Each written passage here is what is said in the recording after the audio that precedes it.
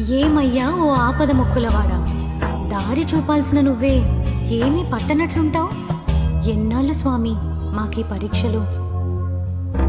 Shri Venkatesha ఓ Srinivasa